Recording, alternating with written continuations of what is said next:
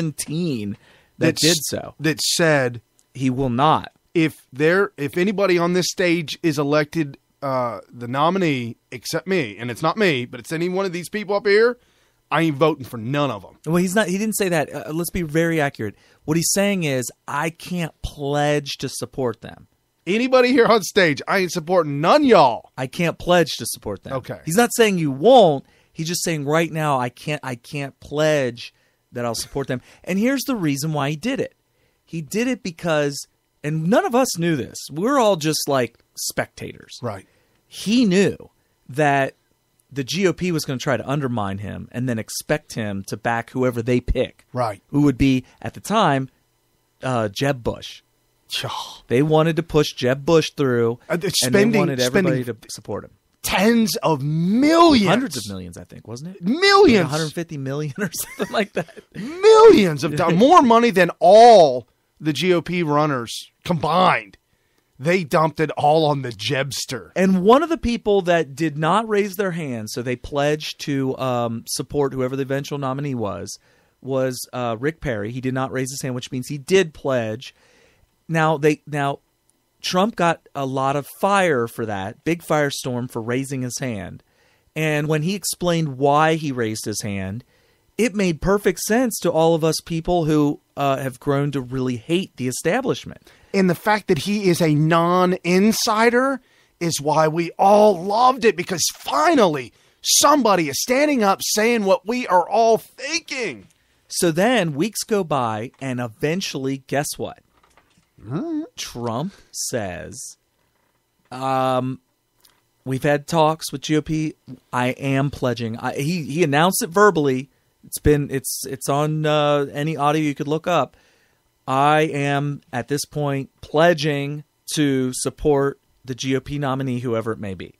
So he joined all of the other, not only presidential candidates, but anybody in the GOP pledging to support. And by the way, it was the GOP that was demanding that you make this pledge. In fact, one of their actual rules is you can't be on the Republican ticket unless you make this pledge. It's a rule. Okay. It's a party rule. So they took him to the woodshed. Yeah, they took and I understand why. You know, they got to be a little worried. Whoa, dude, we have a platform here, and we all need to stick together. Whoever the public picks as the nominee, Trump, we know it's not going to be you, Trump. So we need you to not undermine us. And when you use the word public, you're Voters. using but you got to have that in air quotes. Public. Well, when I say public, I guess GOP, the public and the voters of the GOP. So anyway, so he eventually comes back and says, "Okay, I'll make the pledge." That has been completely reneged by everybody, and Trump obviously being the nominee. Right. He's obviously going to support himself. Right. So he doesn't get a chance to renege on it. Like almost everybody except for a minority of guys that have stuck their neck out there. Like Chris Christie was one of the first ones to say, "Hey, I'm endorsing my, whatever." Tell you, I think Chris Christie jumping as quick and as fast as he did, he wanted to head on. Saw the opportunity. Well, and I think he understands and respects the loyalty aspect, and he's like, I want to get in early so that I can make the argument, Mr. Trump. You know I was here first. Yeah, man. I've been with you when nobody else believed. They all hated you. They hated you, but not me. Not me. Yeah, so there's a big loyalty thing there. But here's the thing, though. Not only have so many people reneged on it, Paul Ryan is the leader of the GOP at this point, being the Speaker of the House. And he's just like flat out saying out loud to everybody, yeah, I'm just not there yet. I know we all took a pledge. But I'm a liar. Yeah, I'm a liar, and not only am I a liar, but liar. Yes, we're a little late on it. He's a liar, and he said that he had a meeting, a little sit down with Trump. Finally, and he's still not on board. After that sit down, he came out and said, I'm just not there yet. We're getting there. We're getting there. I'm really. What did he say? He used the same word like 16 times. Well, and now we're making headway. There were articles that were published saying that Trump becomes president, Paul Ryan might wind up stepping down because this ain't working. It ain't working. It ain't working that he's not working with Trump. Oh, yeah. The fact that it's taken this long when they're all supposed to have a pledge, it's ridiculous. So anyway, former Texas Governor Rick Perry, who was also a presidential candidate, who did take that pledge. And I like Rick Perry. He's a good, solid guy. Yeah, his problem is when you put him weird. Front of the... Well, he's governor, and he's one of the greatest governors in the entire country. Yes. And the problem is you put him in front of cameras and you put a mic in his face and all that, and he gets weird. But when he's doing his work in his office and doing his work as a governor behind closed doors, he's doing his job. Great. Yeah, he's doing his job. So anyway, he's being attacked by the conservative media outlets for, of all things, keeping his word. Governor Perry, like every other 2016 GOP presidential candidate, gave his word that he would support the nominee of the party, no matter who that nominee turned out to be. And this is from Breitbart. Unlike some of the other former candidates, Rick Perry is keeping his word and has pledged to pledged his support for the apparent nominee, Donald Trump. Texas' longest-serving governor is now being attacked for honoring his promise to the voters that he would support the eventual nominee of the party. In September, Governor Perry was asked in the post-campaign interview if he would support Donald Trump by the Austin American-Statesman Journal, Jonathan Tildove. The Austin journalist reminded the governor he had previously referred to Trump as a cancer on conservatism. Yikes. Perry's answer, sure. Whoever comes out of the Republican field, I'm going to be supporting. You know why?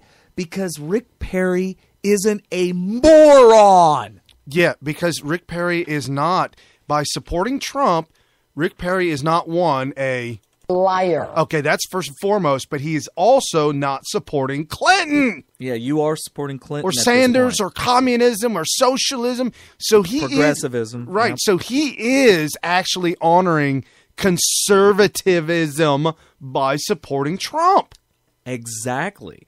So, you are. Listen, if you are a never Trump guy, now that he's the GOP nominee, you are the cancer on conservatism. You are. And don't tell me, and I got your email this week, Never Trumpsters.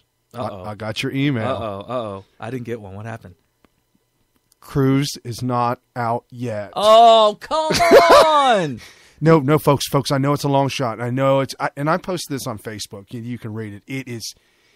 It is the crocodile tears. It is just so bunch of crybabies. So sad. Did you hear about? I listened to Rush. On Thursday, he went out of the country, so he had a person subbing for him. I'm mad at Rush, by the way. Well, I mean, I've got issues with him, which is shocking because this week he still came out against Trump. Rush did. I listened all week. He's clearly a Cruz supporter. He came out and said, "So all you Trumpsters out there, how do you feel about Trump not really being a conservative?" And he pointed out a couple of points about it. And what do you feel about him saying this and right? Stuff like that? Yeah, he's definitely undermining. How do you feel? How do you sleep at night? But here's the absolute end of story proof that Rush is a Cruz supporting Trump hater is that the guy he chose to sub for him on Thursday was a Wisconsin talk show host who is a never Trumper as far as I'm concerned. Actually, I'll take that back. I think he's going to pull the lever for Trump, but he is angry. He's so angry, and he spent the whole 3 hours on Rush Limbaugh's show crying like a little bit about Cruz not winning and Trump not being a conservative, and I was just like, come on, move on. And this is a guy that Rush chose to sub in for him. And you know, Rush also talks about his producers because they're all Trumpsters. Okay. His producers are. And you'll hear him say, what do you guys think of that? Because he has no opinion. He can't have opinion. He's not a Trumpster. What? Okay. He has to refer to his producers behind the window because he does not understand where the Trumpsters come from, which is weird. The thing about Rush that has been so good about him is when it comes to liberalism, he knows exactly why the liberals think the way they do. He knows exactly why they behave the way they do, right. Why they make the decisions that they do. He can predict what they're going to do and how they're going to react to everything, and he's always dead on accurate. And this is from a guy who prides himself on never being a liberal his whole life. Even when he was a small child, right. Rush Limbaugh says, I've always been conservative. So I understand liberalism probably just as well as Rush, but that's because I was a liberal. I was a bleeding heart liberal my entire childhood, all the way up until I was about 22, 23 years old. When, it wasn't until really in the 2000 election when I realized how dishonest the Democrats are. But anyway, that's what kind of person Rush is, and he just is lost when it comes to Trump supporters. He cannot figure it out. I wonder why. I wonder if he's lost because because he's so sold into the Cruz fact. The Cruz. That could be Kool-Aid. part of it. There's no doubt he's sold on that. Because it can blind you when you get into things. Yeah, I mean, there's conservatives who they've been so sold on the Cruz thing that they're just never Trump because that would mean not Cruz. If you're not sold on the never Trump, that means that you're keeping the door open for Cruz not being the nominee. And we have family members that were all in for Cruz, and that's cool. And we would go back and forth about why Trump, why Cruz, and tit for tat, and this and that. And it was good. It's healthy to discuss these things amongst yourselves to wrap your head around certain things. And when I approached our family members before Cruz dropped out, and I said, hey, so if Trump's the nominee, are you going to and then I couldn't even get it out of my mouth. And he motioned that he was going like a slot machine and pulling the lever. he made the motion that he was going to pull the lever for Trump because, yes, that's what you have to do. And there are people on Twitter that I'm friends with that we discuss stuff like this all the time.